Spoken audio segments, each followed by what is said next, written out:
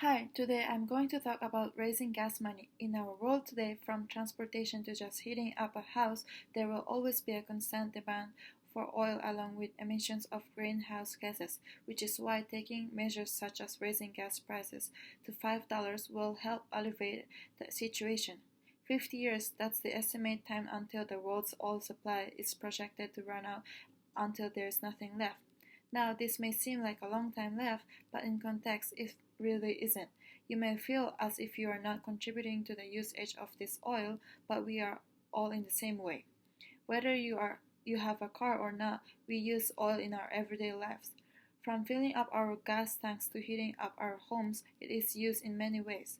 Keep in mind that oil is proceeded into gas, which is the form that we use the most, which is why I'm here to tell you that something must be done in order to ensure our oil supply can last longer and possibly turn those 50 years into 100 years or even more. Now, there are many ways to divert away from oil, such as renewable energy resources or other fossil fuels with a higher supply, but the world is very dependent on oil, so it will be a long time until there's a defined solution. For this problem, one of the most efficient ways to address this problem is to raise the gas price money. I know this doesn't sound any good to you or myself, but this is the type of measures we have to take. In all of my paranoia, I've done a numerous amount of research about our oil use and how much time we have left, and the results of my research weren't too pleasing. Earth is the Earth is the provider of all that we have, and through my research, I've come to the self-realization that we have to do whatever possible to keep in the best conditioning possible before it's too late. Today, I will show you how raising gas price will be beneficial for our environment and to conserve our oil supply. In addition, I will give you a broader idea of what we should lean towards using instead of being heavily dependent on oil. Our dependence on oil throughout the years has led us to possibly running out of oil as early as the year of 2066. In the article, A New Anticipated Oil World by Robert Bradley Jr., he states that at current consumption rates versus provided reserves, the world would theoretically run out of oil in 2066. In addition, world oil production will peak in the next 10 years. And by 2050, oil consumption is forecast to reach over 44 billion barrels. The world isn't slowing down consuming oil anytime soon, which is why we must act fast to regulate consumption levels to ensure that the oil supply can last longer until alternative energy sources become more dominant. In addition to conserving the oil supply, we have created the problem of global warming with the increasing levels of greenhouse gases every year. Oil is used to make gas, and gas is used to power up cars and other forms of technology. These cars emit carbon dioxide into the air, and this gets trapped in the atmosphere, which then leads to the heating of the earth, otherwise known as global warming. Levels of carbon dioxide, which heats up our atmosphere, are higher than they've been in 800,000 years. We've seen stronger storms, deeper droughts, longer wildfire season. I believe there's such a thing as being too late. These are words from former President Barack Obama in the article Climate Change. Should the US government take aggressive steps to address climate change? He addresses the problem and even states that human activities are changing the climate in dangerous ways. Our oil supply is projected to run out in about 50 years, and greenhouse gases are a dominant problem more than ever. This all may seem uncorrelated, but there's actually a direct correlation. Oil produces gas. Gas is used by cars, and cars emit greenhouse gases. As bad as this sounds, there are some things we could do, but it will take time. Raising gas prices to $5 isn't something I'd be a huge fan about, but if it would be beneficial for the environment, it would be worthwhile. The main reason gasoline price should be raised is for the sake of our own environment. Without quality air, we put our lives at risk every day, slowly deteriorating our health just by breathing in the air around us.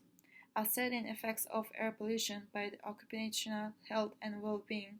Some 40,000 deaths each year are linked to air pollution. As said before, cars emitted carbon dioxide, a form of greenhouse gas, and contributed to the overall heating of the climate. If gas price to be raised as even as little as 50-cent tax, a statement from the article Gasoline Tax, should Congress raise the national gasoline tax, states that gasoline tax also helps protect the environment by curbing gasoline consumption. Raising the gas price seems very out of pocket, but these are the type of measures that must be taken in order for an actual change to happen. According to Joe Prutkowski, Chief Executive Officer for Gulf Oil, argues the cure for high prices is high prices. People adjust. They carpool and bundle their trips. Life is all about adjustment, and I'm sure people would be willing to make the slight adjustment if it was for the sake of the environment. Or at least I would hope so. Opponents against raising gasoline prices refute that cars are getting more fuel efficient each year and growing numbers of electric cars don't use gasoline at all. However, according to an article from Scientific American by Maxine Joswell, EVs still only represent just over 1% of the country's vehicle fleet. The electric vehicle is still a minority among transportation, and fuel-powered vehicles will remain a dominant source for who knows how long. For all this to work, the government would have to do things such as funding public transportation more if gas prices were to be raised. As stated in the article, public transportation funding, should the U.S. government continue to provide funding for public transportation, it is important to maintain a consistent funding source for mass transit because millions of people in the United States, especially low-income Americans, use it to get to work. In addition, the widespread use of public transportation also reduces pollution by decreasing the number of cars on the road. This is a system that has potential to work as long as effort is put into it. As for now, raising gas price could be short-term solution until long-term solutions, such as using renewable energy sources, are dominant source in the world. Today, I hope this gave you a new perspective on how important drastic measures such as raising gas prices are, but also how there are multiple solutions to the growing problem that we face. The truth hurts, but there's only so much time left until the earth can provide the resources we need to live. Just think about the damage we've done to the environment. Raising the gas price is a little thing that could help clean air up just a little bit. When you can carpool, do it. When you only need to go down the road to the grocery store, walk or ride a bike. The earth is our provider and we just have to do our best to treat it well, and it will treat us well in return.